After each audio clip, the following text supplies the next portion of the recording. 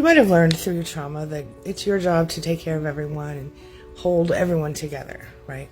You might have learned that just to even have love in your life, you needed to serve other people or take care of other people. Keeping those people happy might have meant safety for you. It did for me. As you're going through your recovery, you're going to find some changes. You're going to unload some baggage. You're going to take a step back and you're going to look at all that stuff you've been taking care of and only keep the stuff that's really yours.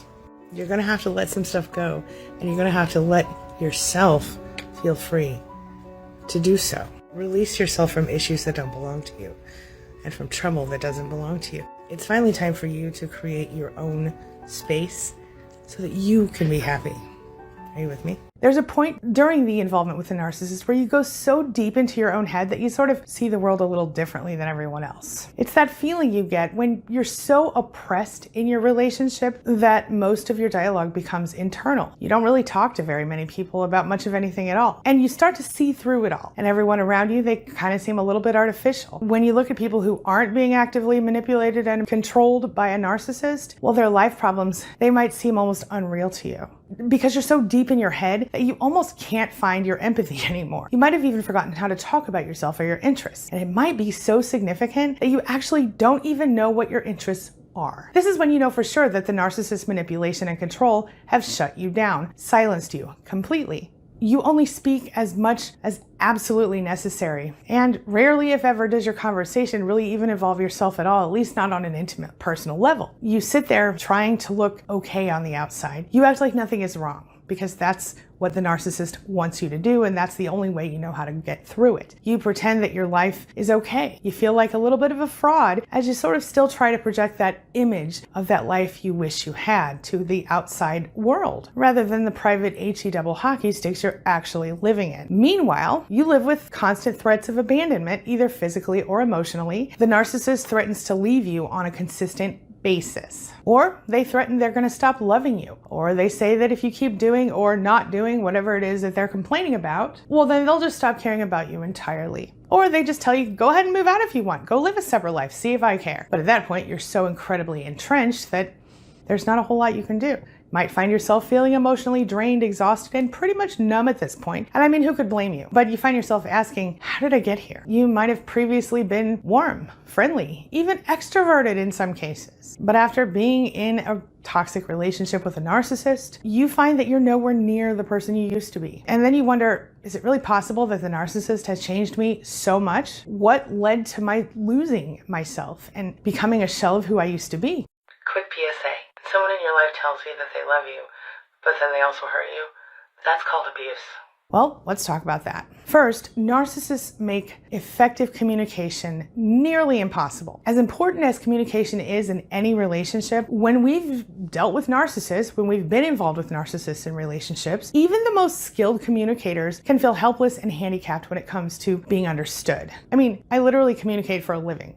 And I was actively struggling with this in my toxic relationships. Narcissists inevitably refuse to understand us, especially when what we're saying is not something like, oh, you're so amazing. For example, try telling a narcissist exactly how you feel about the way they treat you, about how they belittle you, invalidate you, make you feel like you don't matter, all that good stuff. Watch how they twist the conversation around. In some of the most extreme cases, you're going to find yourself actually apologizing to the narcissist for not thinking they're perfect and for having the nerve to even suggest otherwise. I like to call that the narcissistic flip, but you might know it as deflection. Of course, either way, when we go through years of this, or even months in some cases, not to mention the fact that narcissists often isolate their victims from others who might actually offer some support, well, we sort of forget how to communicate in a way. We stop feeling like we can or even should talk about ourselves, in part because we've been conditioned to believe that we have nothing of value to say or offer. Narcissists also condition us to believe that we don't have anything of value to contribute. So, you know how I mentioned earlier that I don't really feel comfortable telling people about myself, and how during my toxic relationship, it was nearly impossible for me to do so? Well, that was the case because the narcissists in my life, beginning in childhood, had made it very clear to me that no one wanted to hear what I had to say. No one wanted to hear about me. In other words, I had been conditioned to believe that nothing about me was interesting or even worth hearing about.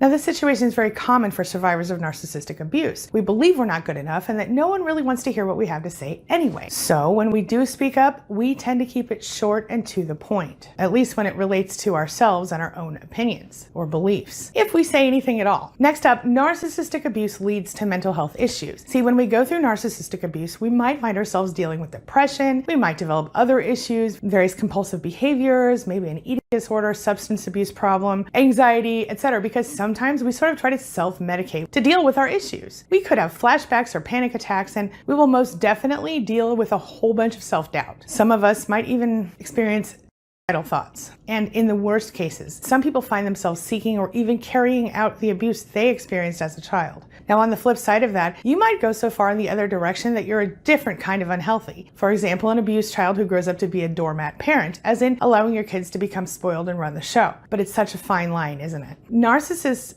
actively trigger your trauma response. The narcissist's goal is always to be in control, and of course, as you know, they have no limits to which they will not stoop to get what they want. And since most people who get involved with narcissists report that they've had some form of trauma in childhood, whether related to abusive parents or some other kind of trauma, you see where I'm going with this, right? The fact is that it's your history of trauma in relationships that actually opens you up to being triggered when the narcissist starts playing their typical mind games. So when you're actively dealing with their abuse, you might not notice that you have developed heightened reactions to various common relationship issues. So you might be triggered over something small, like an innocently used phrase that used to mean something awful for you. For example, one of my clients shared a little dog whistling experience she had. Her narcissistic mother would always say, "Well, who are you trying to impress?" So when she was later in a relatively healthy relationship, the same phrase uttered by her partner triggered her in major ways, and it caused her to sort of revert to that little girl she used to be who never really felt good enough. We might also withdraw and become unresponsive when triggered by our old issues, which obviously affects our ability to communicate, but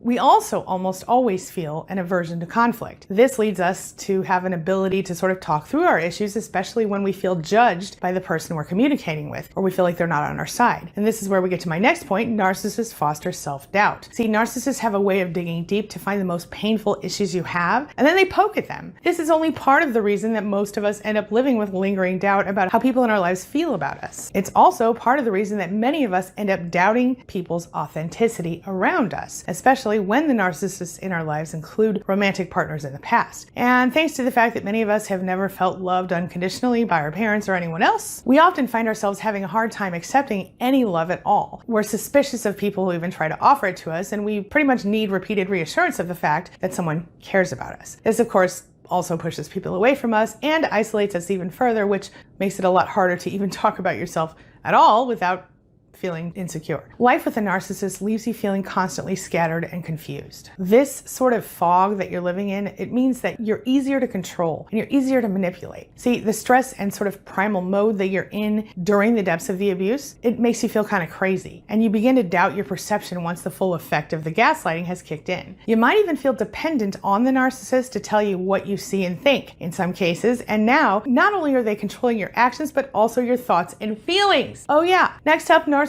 use your fears against you. They know what you're afraid of, and they use your fears to maintain full control. Whether you realize it or not, chances are that early on the narcissist established that you could and would be moved by your fear of losing them or your fear of being alone. Not only is that the most common human fear in existence, but narcissists are known to actively exploit this in their romantic relationships, and even in family relationships and other types of relationships, friendships, etc. See, this works especially well when you're someone who has also experienced childhood trauma or abuse, as when this has happened to us, we tend to hold on really to anyone who claims to love us for dear life. We spend our whole lives looking for that. And if you're anything like I was, one of your biggest fears might just be that you'll be the last one to know when your relationship is over. See, you're afraid of being humiliated in a situation where everyone knows what's going on but you. You're the only one who really doesn't know what's happening in your relationship. For a lot of us, we also worry that some toxic person in our lives might have been right about us all along. We actually are the complete piece of trash we've done our best to avoid being for our whole lives. We wonder, are we doomed to not being good enough, or are we otherwise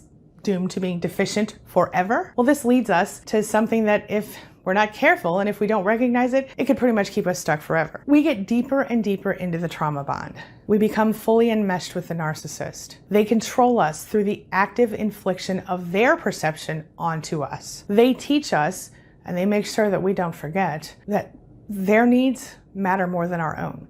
Their needs are always more important than our own. They make us feel like we aren't even real people, and that our feelings and our thoughts and our ideas, they're not relevant and they're not worth expressing, not to mention worth actually hearing or implementing. Well, that of course prevents us from ever reaching our true potential. As we lose ourselves a little more each day, it changes us. And it changes us in a way that could limit us forever if we allow it. Just a quick tip from me to you. Something I do with a lot of my clients is I will have them write down a list of all the things that they think about themselves that are negative, all the negative perceptions. They think they're unattractive, they think they're not good enough, whatever it is, I have them write it all down. And then during a session, we go through each one of those beliefs and we figure out first who taught you that. And then we figure out exactly what the truth is or what we want the truth to be. And so then the client will cross off the negative belief and write down their new truth. And the new truth becomes a form of affirmation for them. It can be a beautiful thing. Give it a shot if you haven't yet. All right, now this brings me to the question of the day. And the question of the day is, can you relate to the feeling of losing yourself and your voice during a toxic relationship with a narcissist? Share your thoughts, share your ideas, share your experiences in the comment section below, and let's talk about it. As always, thank you so much for being a part of my day and a part of my life. And hey, thanks for letting me be a part of yours. It really does mean a lot to me. Now, before I go, make sure you take a look at the videos I'm going to leave for you right there and right there. And while you're here, hit the subscribe button right over there so that we can stay connected and continue together on this healing journey. I'll see you soon.